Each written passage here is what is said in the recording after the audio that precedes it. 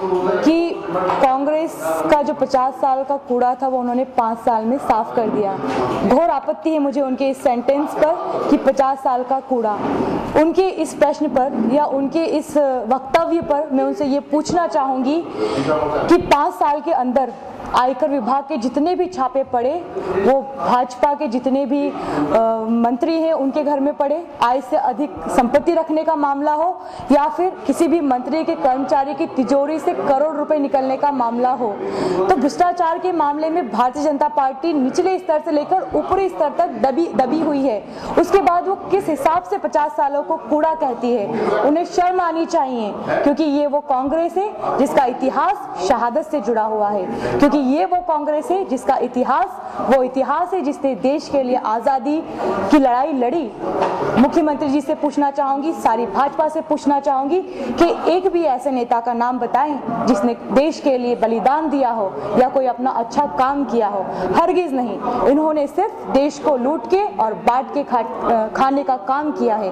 4.5 सालों में मध्य प्रदेश में 135 सांप्रदायिक दंगे करवाए गए, करोड़ों की अल्पसंख्यकों की संपत्तियां जल के खाक हो चुकी हैं। मुख्यमंत्री जी किस हिसाब से ये कहते हैं कि उन्होंने किसी भी धर्म या जाति के साथ भेदभाव नहीं किया है। मैं उन पे सबसे पहला आरोप लगाती हूँ कि ये सरकार अल्पसंख्यक विरोधी सरकार है। उसके बाद बात आती है महिलाओं की, तो मैं पूछना चाहती हूँ कि 2003 के मुख्यमंत्री जी ने अपने घोषणा पत्र में महिलाओं की रक्षा, महिलाओं की अस्मिता और महिलाओं के सशक्तिकरण जैसे कार्यक्रमों के बारे में बात की। बहुत सारे ढेर सारे वादे किए, लेकिन नेशनल क्राइम ब्यूरो की जो रिपोर्ट है उसके अनुसार मध्य प्रदेश महिला अत्याचार के मामले में नंबर 1 पर है।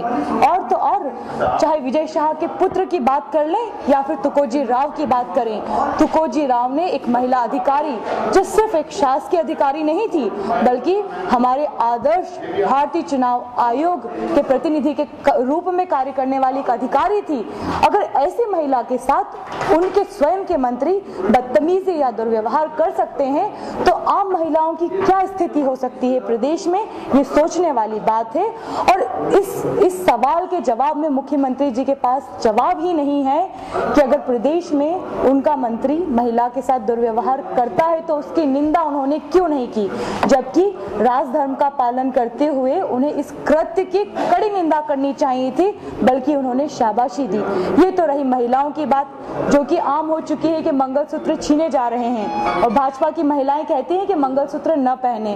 तो मंगलसूत्र न पहनना मतलब हमारी संस्कृति और हमारी जो हिंदू संस्कृति की जो पवित्र परंपरा है, एक सुहाग की निशानी है, वो पहनने के लिए मना कर रही है। तो आप सोचिए कि इनकी कथनी और करनी में कितना अंतर है। इन सारी घटनाओं से इनका जो असली चेहरा है कि एक महिला को हथियार बना के, महिला का एक चेहरा लगा के ये लोग सत्ता में आते हैं, बाद में उस महिला के साथ क्या करते हैं ये जग जाहिर सी बात है, बताने वाली बात नहीं है। तीसरी बात आती है युवाओं की।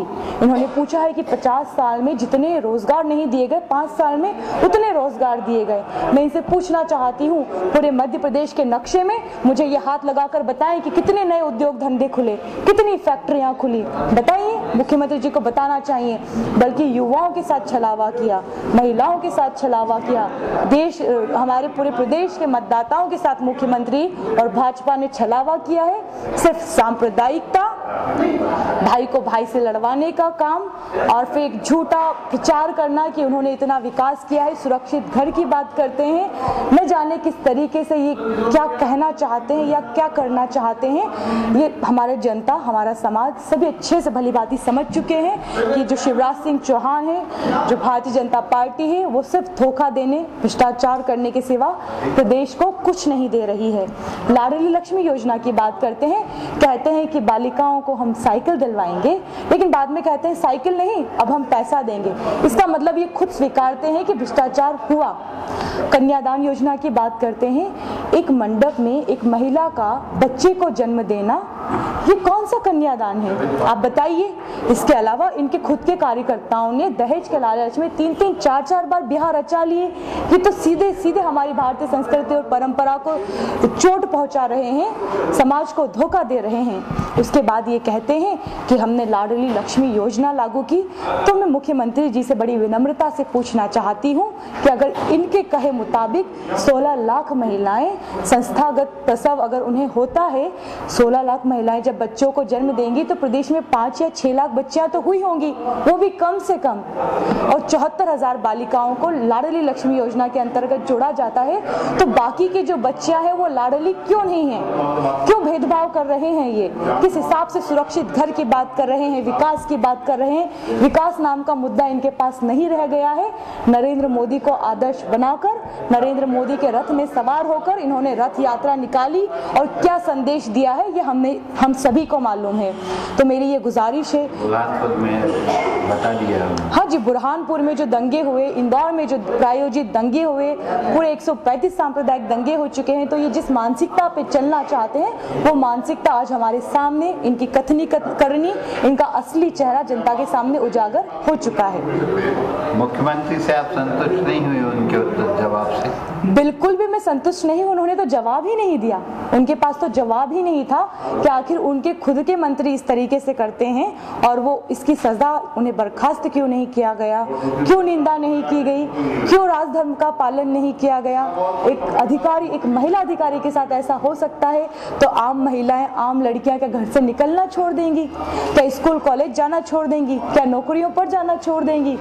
ये सब कैसे पॉसिबल है? महिलाएं सुरक्षित नहीं, बिल्कुल भी सुरक्षित नहीं है। ये अपनी रथ यात्रा में अपने रथ पर बाहर लिखते हैं, सुरक्षित घर की बात करते हैं। महिलाएं खुद के घरों में असुरक्षित महसूस कर रही हैं, क्योंकि जिस तरीके से हत्याएं, रक्तपात और ये सारी घटनाएं जो प्रदेश में हो रही हैं, उससे ये साफ जाहिर है कि अनपढ़, अशिक्षित, बेरोजगार, दलित, आदिवासी, अल्पसंख्यक भाजपा और शिवराज सिंह चौहान की प्राथमिकता में नहीं, इनकी प्राथमिकता में सिर्फ शोषण और अत्याचार है।